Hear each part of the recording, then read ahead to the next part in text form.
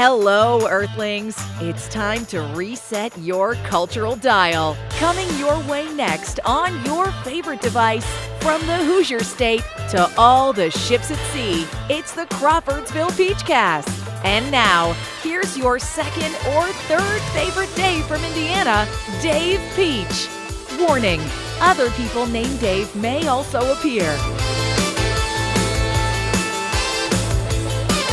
Crawfordsville Peachcast. It is time to talk some football. We're getting ready for the start of the NFL and college seasons with our good friend Jeff Nelson. Jeff, how are you today? Doing great, Dave. How are things for you? Wow. Well, you've already got one NFL game under your belt. Yes, as sir. we tape. Yes, I was fortunate. I got a phone call from the Detroit Lions radio network. The executive producer of the Lions Network called. I've worked with him many, many times when he was with the Packers, actually.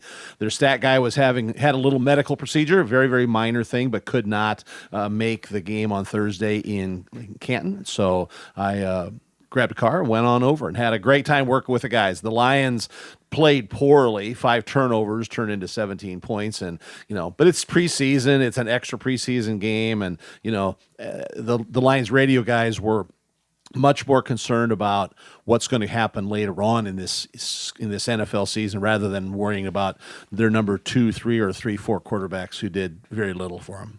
I wonder how many people worked the Super Bowl and the Hall of Fame game. You've seen the last 2 NFL games. Yeah, that's a good point. Probably not very many because NBC did the Hall of Fame game, and so I saw lots of friends and lots of people I know filling up the NBC booth and standing around Mike Tirico, and even had a chance to talk with Mike a little bit. But that's a good. There probably weren't too many. There probably some writers and a couple of other ne'er-do-wells that did. So we're a small number. Yes, we are talking NFL football, a little college with Jeff Nelson. And Jeff, last year you were at the Super Bowl, Philadelphia. 40-22. Actually, the game was more lopsided than the final score. Yeah, no kidding. It was interesting, Dave, because in our final production meeting on the night before the Super Bowl, with all of our announcers and all of our other people that were involved, they specifically said if Kansas City stubs their toe a little bit, or can't get this one. Then they talked about some specific things, and they said, and if Philly can make this 1 or 2 things happen, he said, they both said, could turn into a blowout. And that's exactly what happened because the Chiefs had been decimated by injuries, and they were just shorthanded in a couple of spots. The Eagles were on a cruise. They had been playing really well in the playoffs. Especially a big win over Washington in the NFC Championship game. Saquon Barkley and everybody else, and their defense was solid. It was not a surprise to some people behind the scenes. It would have been interesting. It would have been fun to have Kansas City win their 3rd in a row. They've never been done before, but hey, that's the way it works. The Cowboys have a new coach, Brian Schottenheimer. Yep, and that's he is the son. He's the son of a former Colts coach.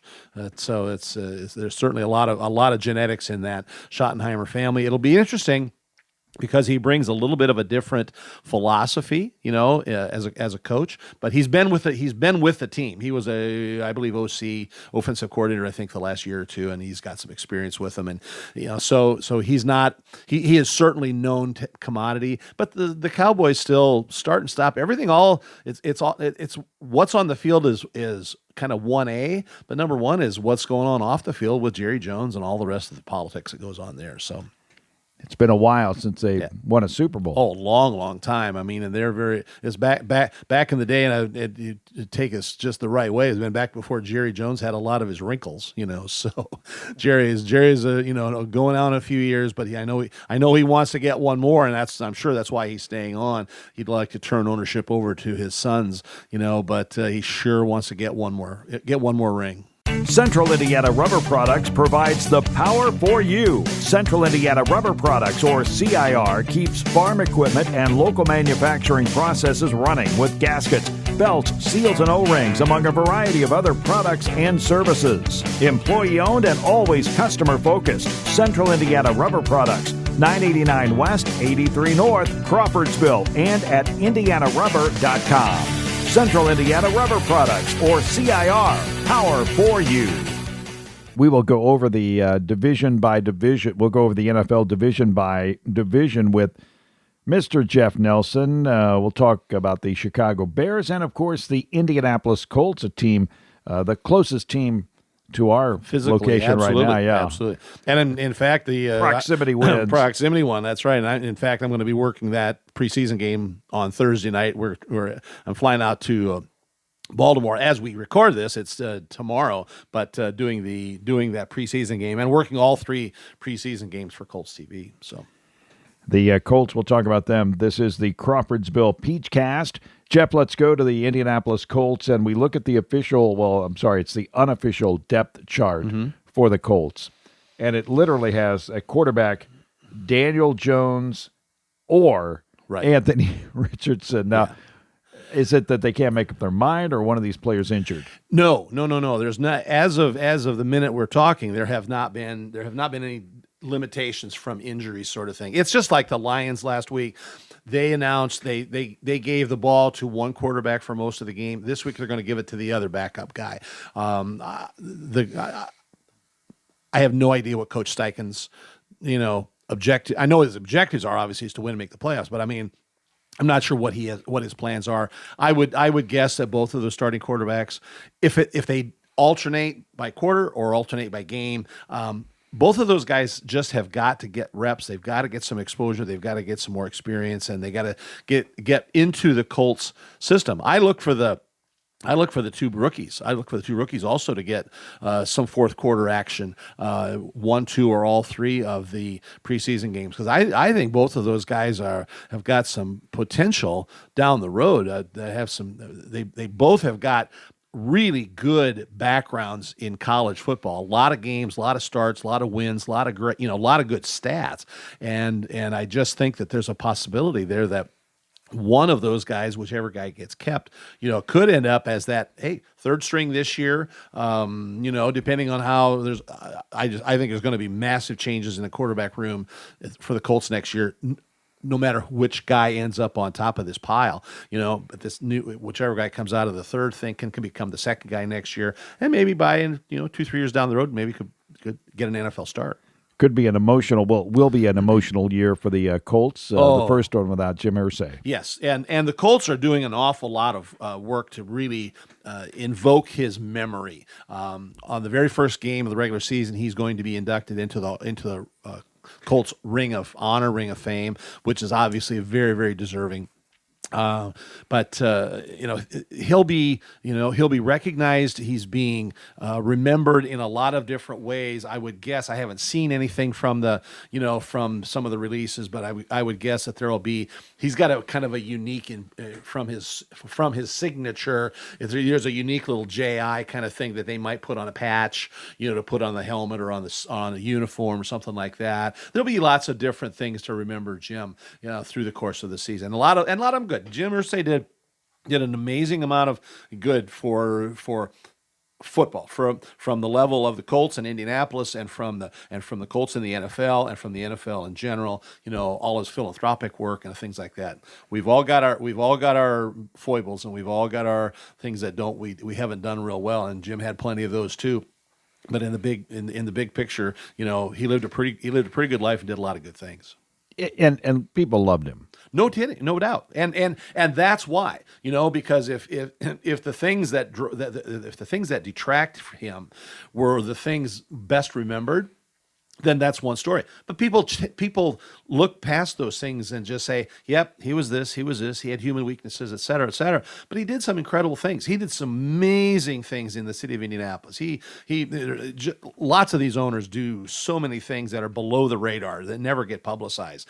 And whether Jim was sharing some of his amazing collection of stuff. I mean, he has one of the largest guitar collections in the universe, and he's got stuff. He's got museum quality material loaned out to like 8 or 10 different places and museums around the country, maybe even around the world. So there's all those things. And in addition to that, then his daughters now are in the process. They're running the team, and he made a lot of good decisions. He knew when to bring in better football people. That's what helped them win that Super Bowl with Peyton Manning, and et cetera, et cetera. So, God rest his soul. Well, the AFC South is, a division that doesn't get a whole lot of love nationally. And they don't deserve a lot of it sometimes, so I'll tell you that. You've got teams and the thing that just pops into my mind as I look at NFL teams right now is identity. Yes. Houston is as close to a team with an identity in this division, C.J. Stroud and company. Had C.J. Stroud not had the typical, and so many of these great players are that sophomore slump. He literally had a sophomore slump. If C.J. Stroud, if they can figure out all the things, and he gets back to his first year levels of, they have improved their offense, they've improved their defense. If Stroud steps up, it's just like plug in about 10 different teams in the NFL. If this quarterback or if that quarterback comes up with a big year, then they're going to be really good. And if Stroud gets back to the levels he was 2 years ago, Houston will run away with the South, and they backed into it. They literally were, within a game of not defending their championship last year, and that should never have happened. They underperformed last year. They've got way, way, way too much talent not to get back to a higher level. Jaguars and Tennessee, again, teams that building nationally are not well known at all. No, not at all. And some of that is just because they haven't earned a whole lot of it. Tennessee had one flash in the pan year and got to the Super Bowl. It was a long, long time ago. And Jacksonville just can't seem to put 2 or 3 good years together to kind of give them a little bit of momentum. And the Colts, unfortunately, are falling a little bit into that same pattern. Because, as I said, it's the same situation. What's the first story, the second story, the third story, all off season and every day in training camp about the Colts quarterback deal?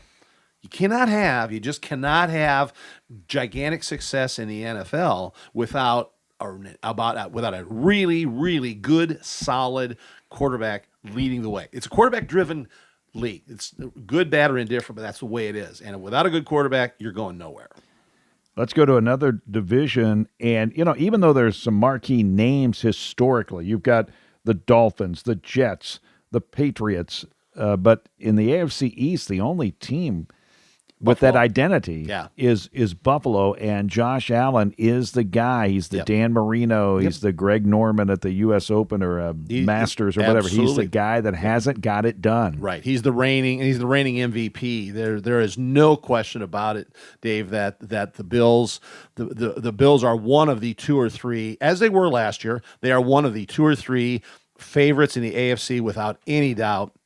And it starts with great quarterback play, and they've done nothing to hurt themselves in the offseason. Those other teams have had issues, in winning regularly. And that's what it basically comes down to. If you don't win regularly and you don't get into the playoffs or something, well, then all of a sudden you don't get on Thursday Night Football, you don't get on Monday Night Football, you don't get on Sunday Night Football, and you languish at 1 o'clock on CBS and Fox, with the 4 and 5 announcers. And so that's exactly where those other teams are. The Dolphins have had nothing. They've had all kinds of injury issues, starting with their quarterback, and not being able to keep a couple guys, wanted to be traded, kept bringing guys in that didn't work out, et cetera, et cetera. The Jets are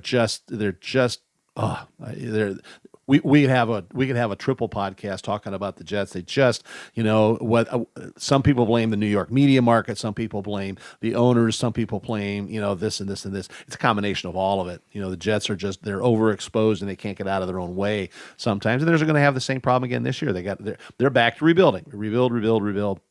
Patriots could be a sleeper team this year. They could be one of those teams that win a couple. They got to games. score some points, Jeff. That's the next thing. Back to quarterback play. How many games do they have? Like 3 or 9 points. You cannot win. That's right. Back to quarterback play. I think they'll get better quarterback play this year, and so do a lot of other people. But they're not ready to say we can win the East, we can knock off Buffalo, or we can compete in the playoffs. But they absolutely could improve a bunch. They could be that team that upsets a couple of teams here and there and changes the who makes a playoff playoff spot, things like that. So I think the Patriots will be improved. The other two are just going to be what they are. Yeah, Buffalo could be trailing by 2 games with 7 to play, and they'd still win that division. No doubt. There's you no know, doubt. they're going to win the division. Well, because of then the next good thing for Buffalo, they have this gigantic home field advantage. Every home game in Buffalo is almost a win. Although I'm not really pleased on all things. My crew's got 2 games in December in Buffalo this year. They're a really good matchup. Oh, you love those games. Oh, I'm always afraid that I get stuck there and end up there till March. Now, a division with all sorts of identities. Yes. You've got the AFC North, the Ravens, Yep. perennial power.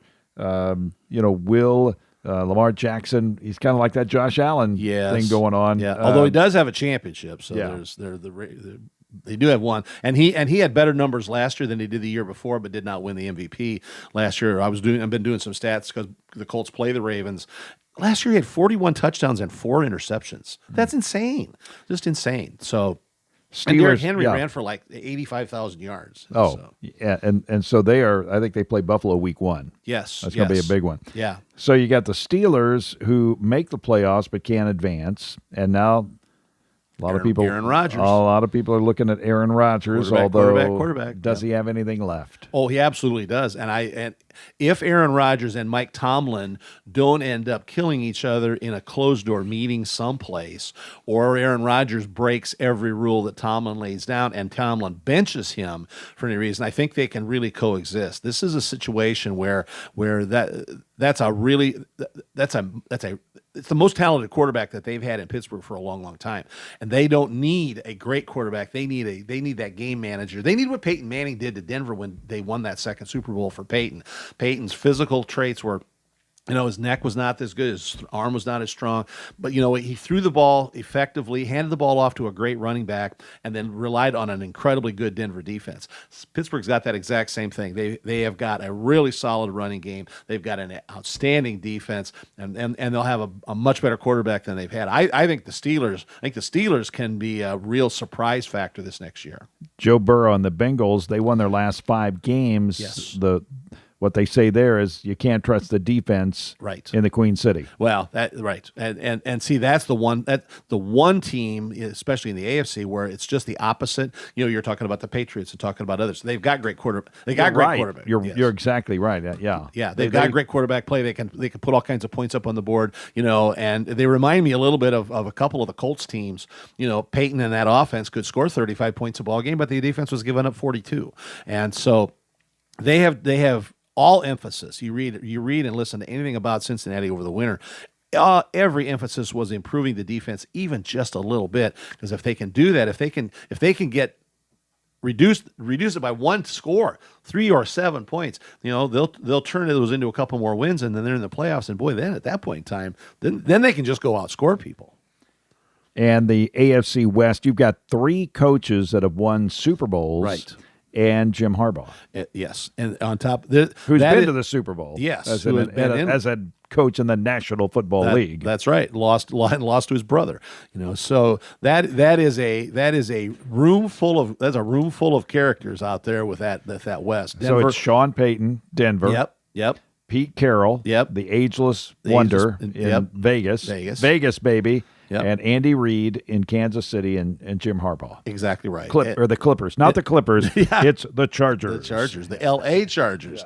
Yeah. And my radio guys from Denver, they had an over-under amongst themselves about how many times they're going to call them the San Diego Chargers. Last Thursday, they set the bar at 4, and they only did it twice. So they were very proud of themselves through the course of the day. But the same scenario, that division is just going to beat themselves up. The problem there is that everybody's going to end up with a couple 3 losses, because everybody's going to beat everybody at home or beat everybody on the road or whatever it is, and so that will keep somebody from making a good run, because it's going to take a solid number. 9 and 8 might win the South, might win the AFC South, but 9 and 8 ain't going to get you anywhere just about any place else. So because you're going to have Buffalo's going to have 10, 11, 12 wins. Somebody in the North, whether it's Cincinnati or Pittsburgh, I think, will end up with, close to double-digit wins. Baltimore will end up with a dozen wins, and so somebody wins the West, and then there may not be any room. They may all be 9-8,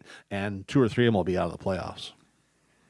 That is the AFC. We go to the NFC. Let's start, again, proximity wins here. The Bears' new head coach is Ben Johnson. It's the 6th head coach for the Bears since 2012, and that doesn't even account the interim from last year. No. And that whole situation, you just always feel bad for the Bears because they just sometimes can't get out of their own way, but they're trying. You know what? I tell you what, here we go again. Quarterback play.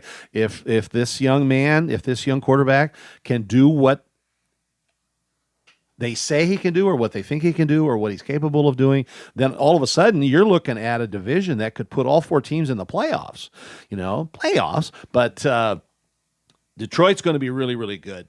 Minnesota, okay, I know you've heard this before. If this rookie quarterback can just stay out of his own way in Minnesota, the Vikings are going to be outstanding because they've got both. They're loaded offensively and defensively.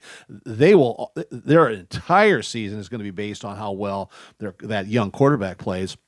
And the Packers are the Packers. The Packers have, Jordan Love is playing really well, and they'll always be in that mix. They always will be in that mix. So, if the Bears get good, all of a sudden you say, well, criminy, all 4 teams make the playoffs, and then there's no room for anybody in the other divisions. But Bears will be interesting. It's going to be an interesting story.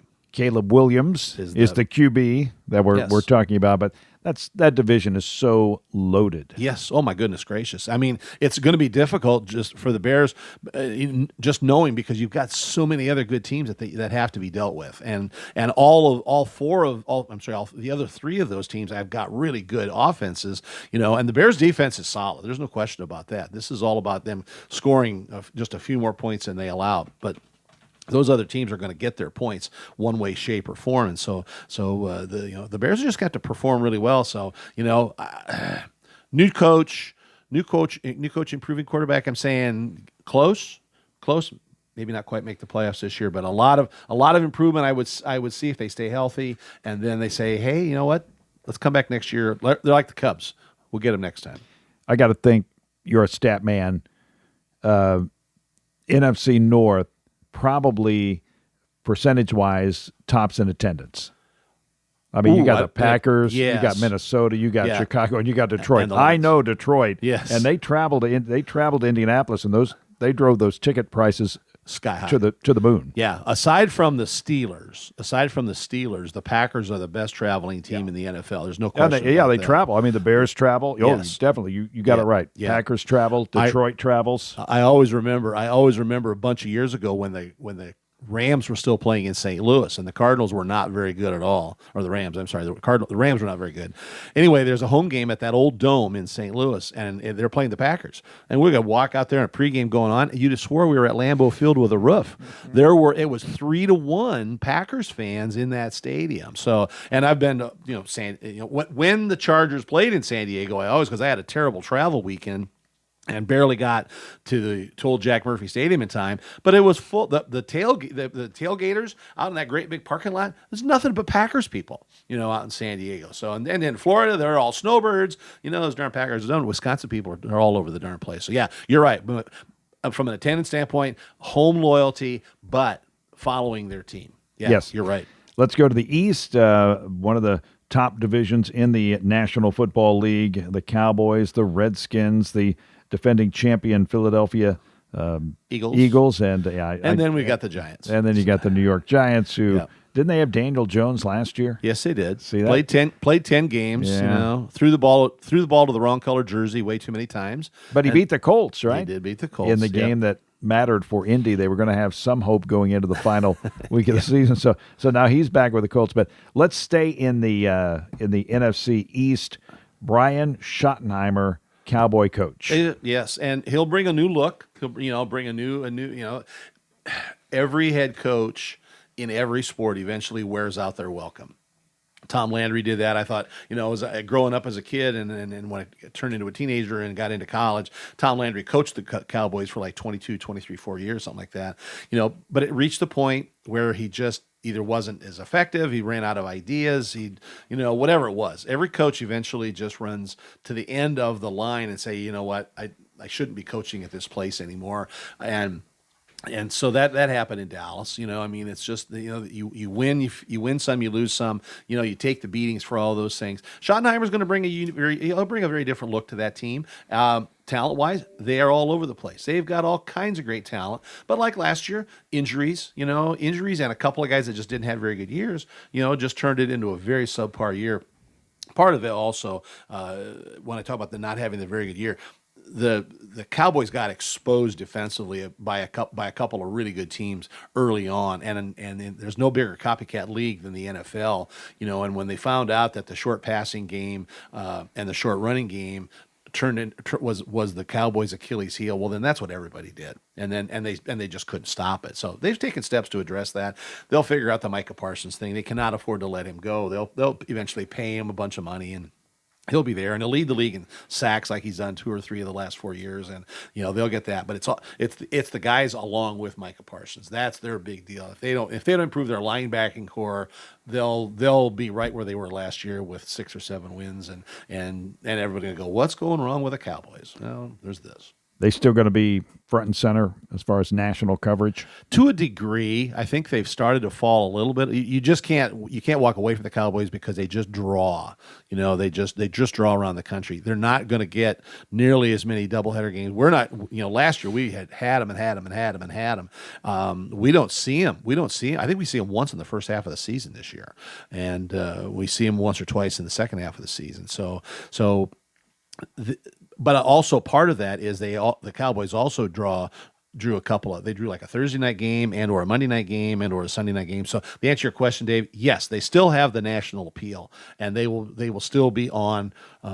If you're not a Cowboys fan, you'll say, why are the Cowboys on? Because they're the Cowboys and because everybody watches them. So end of story. Kind of the other end of the spectrum in the NFC South and the NFC West. Both of these teams, or both of these divisions, had champions who were 10-7. Right. And that's about where it's going to be again this year, unless some team has just some monster breakout year based on, what's Jeff said before? Quarterback play. If some quarterback from pick one of those 8 teams. Sam Darnold in Seattle. Well, that's in the West, so that's. I'm just saying, I'm lumping these divisions understood. together. I totally understand. But somebody could get hot, and if you get hot and you beat all the teams in your division, then all of a sudden you've got 6 wins, and 3 wins or 4 wins get you in the playoffs, and so that could easily happen. In that South. New Orleans could get hot. They certainly got the capability of doing that. Atlanta's new quarterback, if they get all spritzy with that offense, if they figure out some of their issues from last year, stop turning the ball over. There could easily be that. Carolina is going to be better. They're going to be that team that's going to be, say, well, that should be a win, should be a win. And then all of a sudden they win 4 or 5 games, or whatever. And then all of a sudden teams are going to go, we didn't make the playoffs because we didn't beat Carolina. Kind of one of those things. So they'll be one of those teams that'll be hard to beat. You got to prep for them.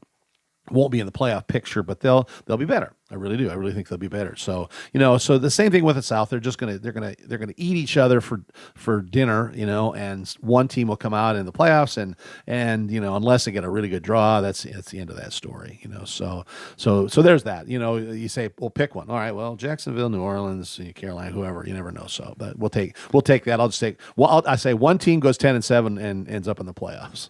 Okay, now we can talk about Sam Darnold in Seattle, and we can see if the 49ers can get back on the winning side of things. 6-11 last year. No team in the last probably 6 or 7 years at least had more injury problems than San Francisco.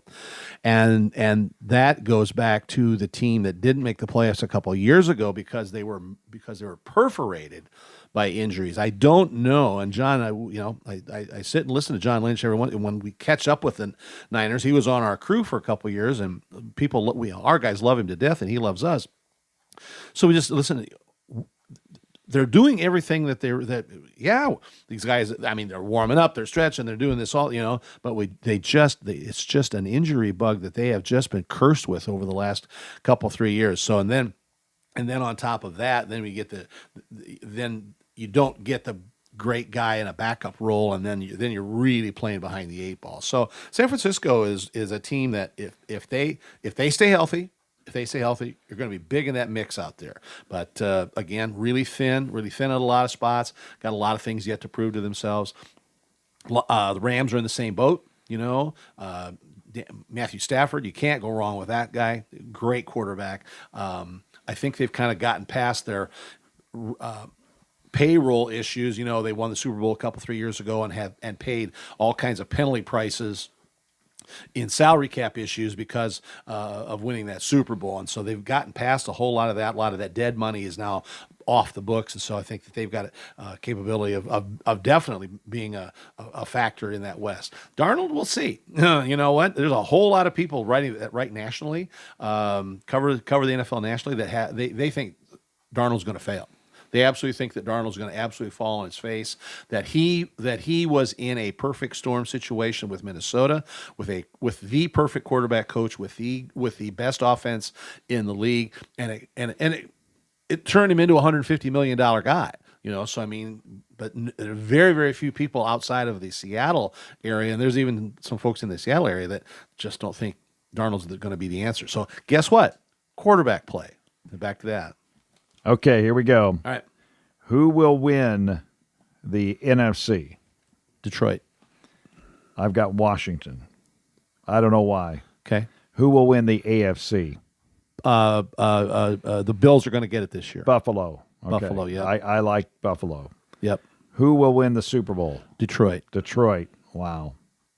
So, a lot of people do these shows where they predict the Super Bowl, and you never go back to it. Okay. We're going to go back to it. It's written okay? down. It's written down. This is August 5, 2025. That's right. Here we go. Because I know I saunter into your office every month or 2 months or something. We will remember like that. where this is. Yep. It's in the Peachcast journal, whatever we call logbook, it. Note, yes. Yeah, logbook. Yes. So here we go. We're going to go to college with the Crawfordsville Peachcast. We are on a proximity kick, and the Indiana Hoosiers shocked the world. If you'd have told me 30 years ago that there was going to be a college football playoff, Right.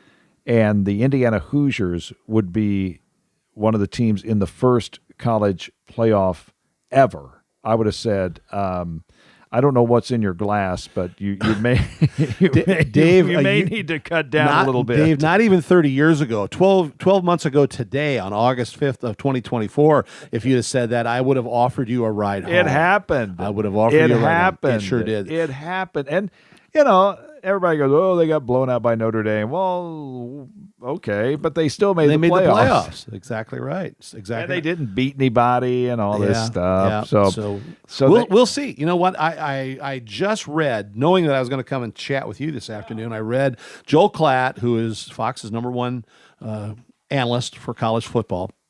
And a great, great guy. I've worked like 4 years of spring football with him, to talk about that and college football. Read his breakdown of the top 25 teams heading into the season, and he's got the Hoosiers at about number 12-ish or 13-ish, and I have no reason to doubt that can't still happen.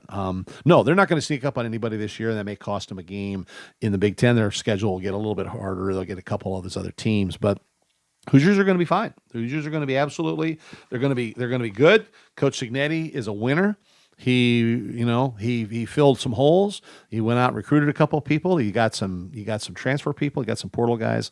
So yeah. So I think that it's unbelievable that you can turn a defunct almost program around in a single season, but he did, and I'll be real disappointed if they don't continue. I think they're going to be pretty good. I think they're going to be in that top fold of the Big Ten standings all year long.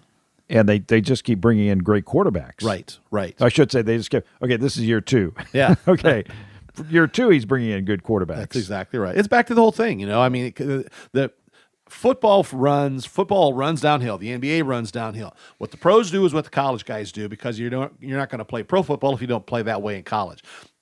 And the high schools are to it in a small degree, although, in most high schools, the quarterback's almost always the best athlete anyway. So your scenario is that the Hoosiers are going to get great quarterback play. In the college level, I think that the defensive efforts, I think, will help to determine who our national champions are, but it still comes back to, and that's what all of Joel's writing was all about. Hey, this transfer in quarterback, they've got this running back, they got this wide receiver, the line is this, and their defense, and then aside from a Texas that they're really talking about how good their defense is, but they're overwhelmed. Everything about Texas is overwhelmed by the Arch Manning era being played. He thinks, Joel is of the opinion, though, that Penn State is the best team in the country. So he has written, and it's right there you can go to fox.com and find it, that he has written that Penn State has completely copied the pattern that Michigan 2 years ago and Ohio State last year used to win national championships.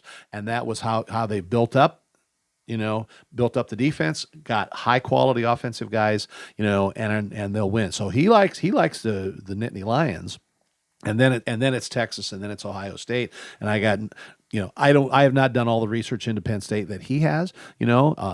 Everybody's howling about this big 1-2 matchup on opening weekend between Texas and Ohio State. I think that's really cool. It's incredibly great. Because now it's just like college basketball. These non-conference or weekends, these teams cannot walk away from an opportunity to play a good team. And it's crazy because 2 years ago in the 4-team finals format, Ohio State wouldn't have made the Final Four because they lost to Michigan in the big game. Well, now last year they lost to Michigan, yes, but they still qualified, and they used that as a motivation and won the national championship. So now with 8 teams in this thing, which I'm sure is going to grow 12 teams, which is going to grow to 16 before very long, but.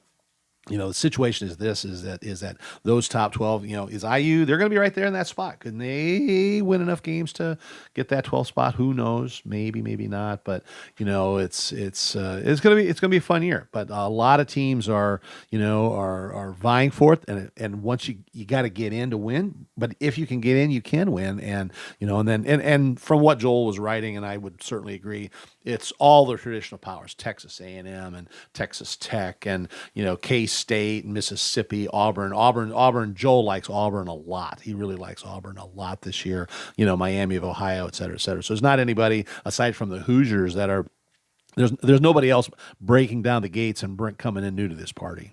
You might look at Illinois. And Joel wrote that with a couple of good games, they've got a couple of tough games, that a win in one or two of those games will get them in the playoffs instead of Indiana. So yeah, they are definitely in that mode and that spot where they can do some damage.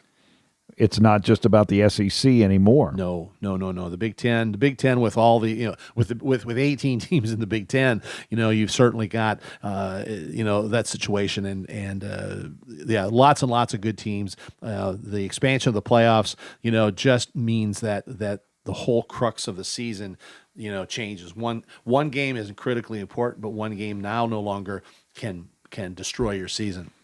As Ohio State proved last year, a loss to Michigan in the last game of the season would have had them out of playoffs last year. This year, they get angry because they lost that ball game and go on to win the national championship.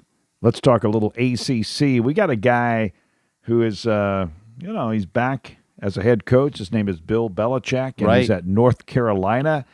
And they got North Carolina going to the SEC eventually. You think that's going to – is that I don't know. We won't talk about conference realignment because we could talk about that for hours and hours. Yeah, but exactly. But let's talk about North Carolina and the profile of this university, which wasn't really, was really good before. Now with Bill Belichick, wow. If Bill can get college players to come play for him, if the recruiting process works out, and it's NIL and portal. It's not like you got to go sit and try and convince a 17-year-old or 18-year-old young man to come play for you. Now these coaches are walking in with buckets full of money, and and guaranteed starting spots because, hey, you transfer in, you know what? I graduated my quarterback, or my quarterback left to go to another team. You can start for us next year. It's not a matter of saying, well, you can earn a starting spot. No, you can just about guarantee it. And so if Belichick can bring, he's certainly got the winning mentality, certainly got the winning work ethic.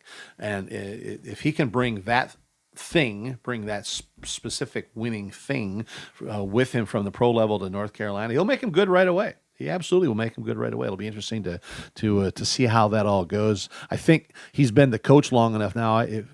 All of the other distractions, I think, are past them and him, and I don't think they'll be a big deal. We will never get used to this as old men, but North Carolina football has a general manager, right? And it's Michael Lombardi. Okay. This guy, I think he's won 3 rings in the front office, and now he's in North Carolina with Bill Belichick. Well, Andrew Luck is the general manager at Stanford. Yeah. So as well as I saw the West Coast Little League regional finals game last night, and the Northern California team must be based somewhere up in the San Francisco area. He's their manager. He's not their coach, but he's their manager, because they showed a team picture of these young men, these little league guys, and Andrew Luck was standing there with them. So okay.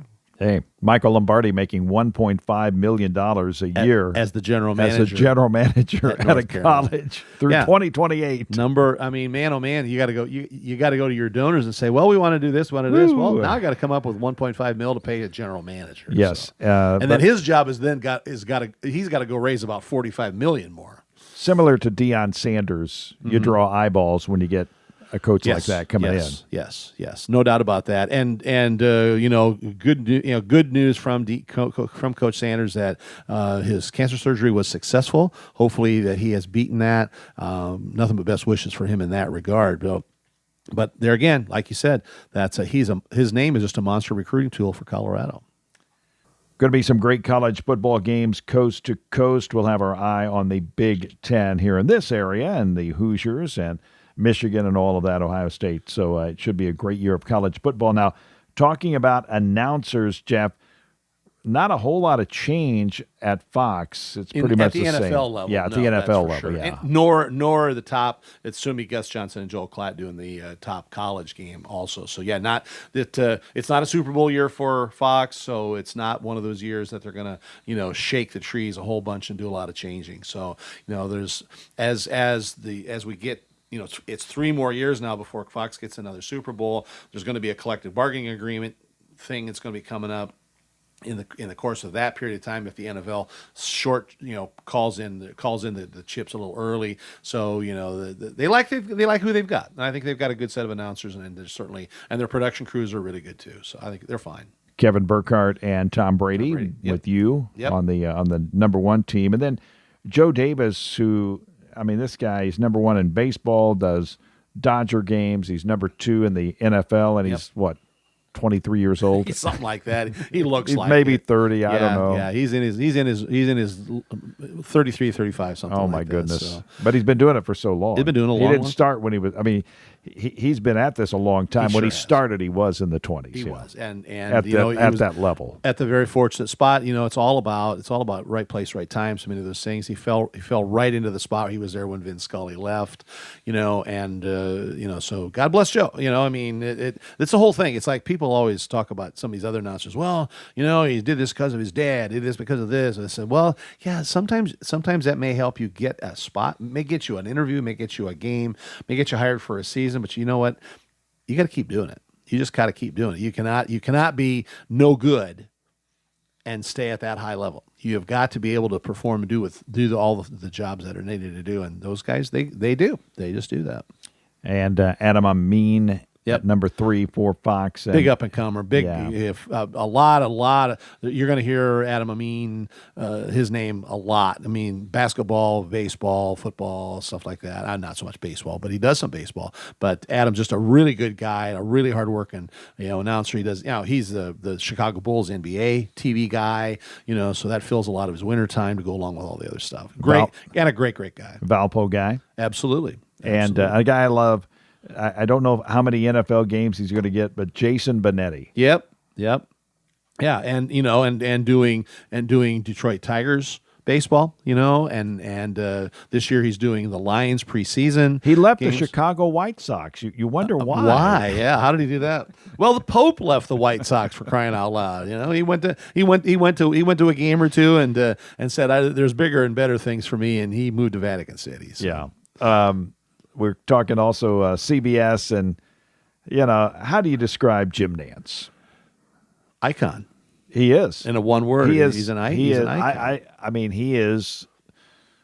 I mean, people like to say he's the Michael Jordan of announcing, but I don't know. I don't know how you describe an announcer who's so treasured. Right. Yeah, that's it.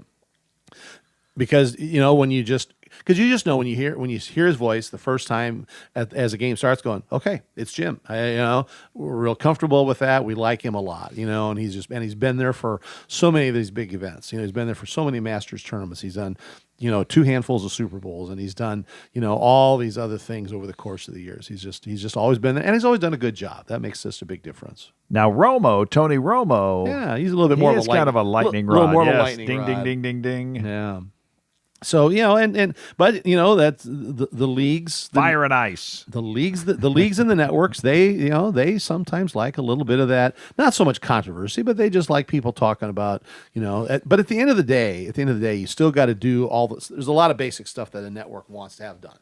And it's the flow with your announcer, and it's making sure that everything is happening in the course of how you want your broadcast to look and sound. And Tony does that. He gets that done. So how he takes different steps, different pathways, something like that. Nantz is straight down the middle of the road. This is exactly what's going to happen. Tony kind of flitters around a little bit, but eventually he gets back to that spot. And but that gives people opportunity to say, yeah, I'm going to watch a CBS game, but I'm going to watch it so I can yell at Tony Romo. Okay, well, but you're still watching the CBS game. Simple as that. And they've got a lot of Ian Eagle at number Yep. 2 with now J.J. Watt. Right. And Charles Davis has been named the number 1 analyst for college football. Starting next year, CBS has got a much bigger piece of the college football pie next year. They got a big piece this year. Next year it gets even bigger, and he will be their number 1 analyst. And he'll do a phenomenal job. Charles is he's just so good at everything he does. So that's the step there. He's not being demoted. It's just that just so that he can spend this year keeping up with all the college. He'll be very visible with whatever CBS does from the college football land, and then next year he'll be on that analyst position. They got so many NBA announcers on CBS. You got Spiro Ditas. You've got Ian Eagle, Yep. Kevin Harlan. Yep.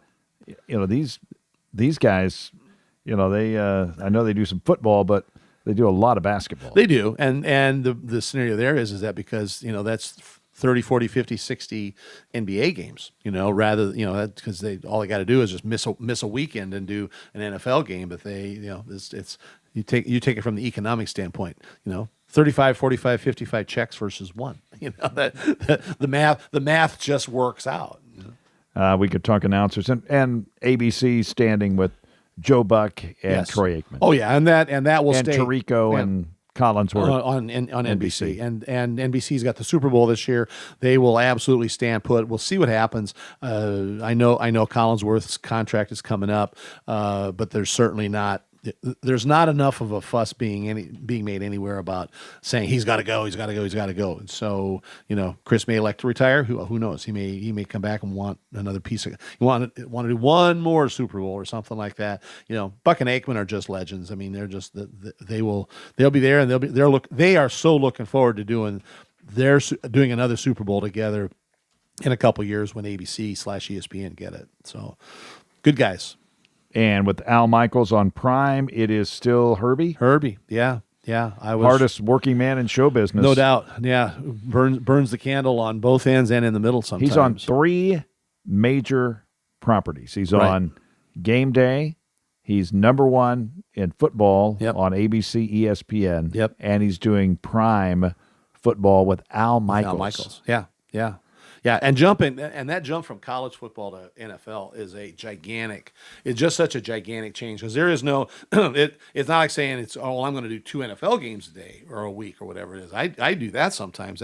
But you've got you got some of the same mindset, you got some of the same data, some of the same other things that you can fall back on. No, you got to put the 3-ring binder away and go get a new 3-ring binder, for a completely different league. It's a lot of work, and I give Herbie a tremendous amount of credit for all the work he does, all the traveling he does, and all the stuff he does. If people would want to follow him for 1 week, they'd say, I can't do that. Listen to him announce, and you can't say that this is easy. Some people think, announcing, what do you do? Just show up, and maybe it was 30 years ago. Guys just showed up and started talking about football, and they didn't do the prep that they do today. But when you listen to Herb Street do an NFL game, I'm just amazed at the knowledge that he has, and like you're mentioning, 2 different college and pro. Right. No, it's because you're reading so much and absorbing all that much, and keeping that even in short-term memory. It's incredible. I just think Herbie's this. I'm amazed. When that was announced, I thought, this guy will never be able. He just won't be able to physically handle it. He's just going to wear himself out. But he's figured out a way. So, and God bless him for that. And he does a good job. Let's hope he takes a little time off in March. Yeah, I got a hunch April. I got a hunch about the end of the football season. I got a hunch he does like an Aaron Rodgers. He just kind of goes to a retreat for about a month. Goes to an island. And shuts off all electronic everything's like that. Just 3 weeks and sits in a well lit room. Well, NFL football, we have seen a lot of sports come on. We've seen the WNBA. Yep.